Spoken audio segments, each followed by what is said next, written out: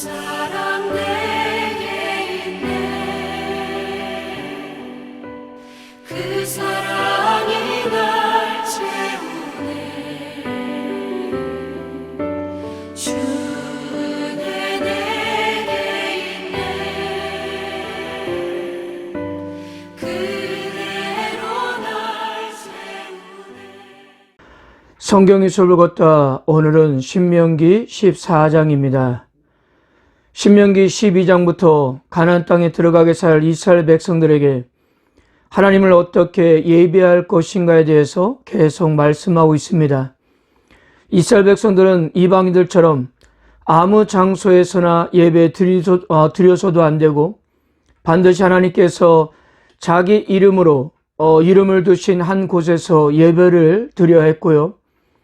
또한 유일하신 여호와 하나님을 예배하기 위해서 우상 숭배를 부추기는 내부적인 요소들에 대해서도 철저하게 대처해야 했습니다. 오늘 신명기 14장에서는 이스라엘이 하나님의 자녀로서 어떻게 거룩하고 성별된 삶을 살 것인가에 대해서 말씀하고 있는데요. 오늘 신명기 14장에서는 어떤 법칙과 규례를 말씀하시기 전에 먼저 전제하고 있는 것은 이스라엘은 하나님의 거룩한 백성이란 사실이었습니다. 1절을 보면 너희는 너희 하나님 여호와의 자녀니, 2절에서도요 너는 내 하나님 여호와의 성민이라, 21절도요 너희는 너희 하나님 여호와의 성민이라. 오늘 신명기 14장이 강조하고자 하는 중요한 포인트는 순종을 통해서 이스라엘이 거룩해지는 것이 아니라 이미 거룩하기 때문에 순종해야 한다는 것을 이렇게 말씀하고 있는 겁니다. 무엇인가 열심히 지키고 순종을 해야 하나님의 거룩한 백성이 되는 것이 아니라 이미 하나님의 거룩한 백성이기 때문에 거기에 맞는 삶을 살아야 한다는 것이었습니다. 마치 우리가 순종을 통해서 구원에 이른 것이 아니라 이미 구원을 받았기 때문에 순종을 해야 하는 것처럼 말입니다. 이스라엘 백성들은 이미 하나님께서 선택하신 거룩한 백성이었습니다. 하나님 여호와의 성민이라는 뜻은 하나님에게, 하나님을 위하여, 하나님을 향하여, 하나님에 의해서 거룩한 백성이 되었다는 뜻입니다. 그러므로 이스라엘이 누굽니까? 하나님을 위하여 사는 사람입니다. 하나님의 이름을 위하여 그 이름을 지키기 위해서 사는 사람들입니다. 그래서 이스라엘 백성들이 이러한 존재이기 때문에 여러 가지 생활에서 이방인들과 구별되어야 해야 했던 것입니다. 특히 가장 흔한 먹거리에서도 거룩한 백성으로서의 삶을 살아가야 했던 것입니다. 3절부터 20절까지 이스라엘 백성들이 먹을 수 있는 것과 먹을 수 없는 것을 구분하고 있습니다. 이 내용에 대해서는 이미 레위기 11장을 공부하면서 다루었던 내용입니다. 제가 그때도 말씀드렸지만 레위기 11장도 그렇고 오늘 본문의 신명기 14장에서도 정결한 것과 부정한 것에 대한 구별을 명확하게 제시하지 않고 있다는 사실입니다. 그래서 학자들은 여기에 대해서 다양하게 그 근거를 제시하고 있지만 부분적으로는 타당하지만 전체적인 근거로는 제시하지 못했습니다. 그런데 더글라스의 사회 인류학적 해석은 그래도 합리적인 해석으로 인정받고 있습니다. 물론 이것도 완벽하진 않지만 어느 정도 참고해 볼 만 하다는 거예요. 그래서 우리가 레위기를 공부한 지가 한참 되었기 때문에 여기에 대해서 다시 한번 언급하고 넘어가는 것이 좋을 것 같습니다.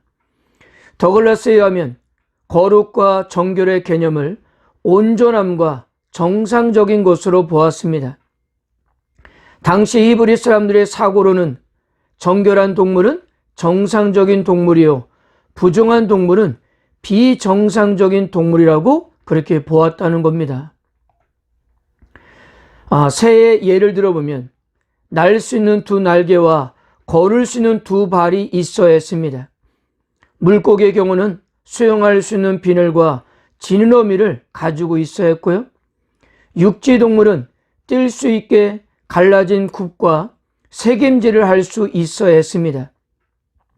더글라스에 의하면 이러한 조건을 갖춘 동물을 정상적이기에 정결한 것이었고요. 이런 행동 양식에 적합하지 않은 경우는 모두 부정한 것으로 분류되었다고 합니다. 여기에 밀고름이란 학자는 더글라스의 견해를 발전시켜서 다음과 같은 도식을 만들었습니다. 영역을 세 영역으로 나누는데요. 거룩한 영역과 정결한 영역, 또한 부정한 영역으로 나눴습니다. 이 영역을 각각 사람과 동물과 장소에 적용을 해보면 사람의 경우 거룩한 영역에 속한 사람은 제사장들이었습니다. 정결한 영역에 속한 사람은 이스라엘 사람들이었고요. 부정한 영역에 속한 사람은 이스라엘을 제외한 모든 사람을 이 영역에 속하게 했습니다. 동물의 경우는 거룩한 영역에 속한 것은 희생의 제물을 드리는 동물들입니다. 그리고 정결한 영역에 속한 것은 정상적인 요건을 갖춘 동물들이 여기에 속했고요. 부정한 영역에는 정상적인 요건을 갖추지 못했던 모든 동물이 이곳에 포함되어 있었던 겁니다. 장소로 보면 거룩한 영역은 성소였고요. 정결한 영역은 이스라엘 진 안이었습니다. 부정한 영역은 이스라엘 진 밖이었던 겁니다. 거룩의 정도에 따라서 사람도 장소도 분류된 것 같이 동물의 분류도 이런 개념으로 이해한다고 주장했습니다. 이 부분에 대해서는 레위기를 공부할 때 많이 다뤘기 때문에 참고로 레위기 영상을 이렇게 참고하시면 될 것 같습니다. 그러므로 이스라엘 백성들은 매일 음식을 먹을 때마다 자신들은 여호와께서 택하신 백성이라는 사실을 확인해야 했습니다. 거룩하고 정결한 영역의 경계선을 이스라엘이 허물어 버린다면 이스라엘은 자기 공동체를 추하고 부정한 곳으로 만들 수가 있기 때문이었습니다. 그래서 이스라엘이 하나님을 올바로 예배하기 위해서는 이 경계선을 잘 지켜야 했던 것입니다. 이처럼 일상에서 날마다 하나님의 이름을 거룩하게 드러내야 했던 것입니다. 22절은 이렇게 말씀합니다. 너는 마땅히 매년 토지 소산에 11조를 드릴 것이며, 모세는 이 부분에서 매우 강조를 합니다. 11조를 드리는 것은 주의 백성들의 선택이 아니라 필수적인 의무임을 상기시키고 있는 것입니다. 성경에서는 주의 백성들이 누리는 풍요는 그들의 발전된 농업 기술의 결과가 아니라 여호와께서 이스라엘과 맺은 언약을 헌신적으로 지키신 결과라고 했습니다.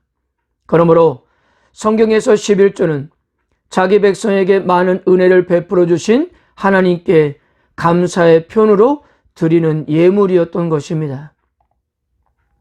자, 그런데 이 11조에 대해서 레위기와 민수기를 함께 좀 정리해 봤으면 좋겠는데요. 민수기 18장 1절에서 28절에서는 이스라엘 백성들이 레위 사람들에게 의무적으로 드려야 하는 11조에 대해서 가르치고 있습니다. 이것을 일반적으로 첫 번째 11조라고 하는데요. 이 11조는 모든 이스라엘 백성이라면 의무적으로 드리는 11조였습니다. 그리고 오늘 본문 14장 22절에서 27절과 레위기 27장 30절에서 31절은 매년 토지의 소산을 드리는 11조였습니다. 이것을 일명 두 번째 11조로 하는데요. 물론 성경에서는 첫 번째다, 두 번째다라는 언급이 없지만 구분하기 위해서 그렇게 부르고 있습니다. 이 두 번째 11조의 특징은 이 11조를 드리는 자가 성소에 가서 가족들과 함께 즐겁게 먹는다는 점이었습니다. 그리고 혹시 성소가 멀면 돈으로 받고 와서 하느님께 드릴 것을 구해서 그것도 가족들과 레인들과 함께 나눌 것을 말씀하셨습니다. 그리고 오늘 14장 28절에는 이렇게 말씀합니다. 매 3년 끝에 그의 소산의 10분의 1을 다 내어 내 성읍에 저축하여. 이 말씀은 매년 드리는 11조 중에 매 3년째 드리는 11조의 용도는 기업이 없는 레인들과 나그네와 고아와 가부에게 돌리기 위해서 그것을 자신이 살고 있는 성읍에 저축했다고 했습니다.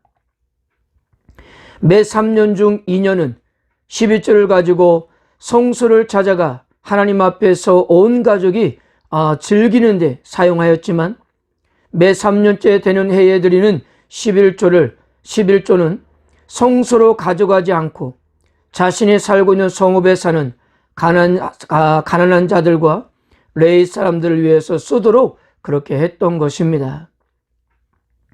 이런 면에서 11조의 규례는 이스라엘 공동체의 건강을 유지하는 데 매우 중요했으며 가난한 사람들이 하나님의 은혜를 체험할 수 있는 매우 중요한 방법이었던 것입니다. 매 3년마다 드리는 11조는 가난한 사람들이 다음 11조가 들어올 때까지 3년 동안 먹고 사는 양식이 되었을 것입니다. 물론 풍요롭게 먹을 수 있는 양은 아니었지만 그럼에도 불구하고 이 규례는 사회적인 법의 시작이었으며 사회 복지를 위한 최초의 세금 제도였던 것입니다. 이렇게 하면 여호와께서 그들의 삶에 풍요로움의 복으로 갚아 주신다고 하셨습니다. 그리하면 내 하나님 여호와께서 내 손으로 하는 범사에 내게 복을 주시리라. 소산의 11조는 결코 적은 양이 아니었습니다. 부담이 될 수 있었을 거예요. 그런데 하나님께서는 그 10%를 가지고 하나님 앞에서 온 가족이 함께 먹으면서 기뻐하게 하셨다는 겁니다. 그중 일부는 사회적인 약자들을 위해서 사용하도록 하셨고요. 많은 사람들이 11조를 의무적으로만 생각하는데요. 본문은 11조의 진정한 의미를 감사와 간용에 있음을 보여주고 있습니다. 베풀어 주신 하나님의 은혜에 대해서 온 가족이 함께 즐거워하며 기뻐하는 겁니다. 그리고 사회적인 약자들에게도 하나님의 은혜를 함께 나누는 데 있었던 것입니다. 사랑하는 성도 여러분, 하나님께서 예수 그리스도를 통해서 이 땅에 보내셔서 우리를 구원하신 것은 우리를 향한 하나님의 은혜와 사랑의 결과였다는 겁니다. 하나님께서 우리를 구원하셨다는 것은 우리를 억압시키는 것이 아니라 그 은혜와 사랑을 누리게 하시기 위함입니다. 그러므로 그 은혜와 사랑을 더 풍성하게 누리기 위해서는 가장 기본적인 일상의 생활 속에서도 세상 사람들과 구별되어 거룩한 삶, 믿음의 삶을 살아야 했던 것입니다.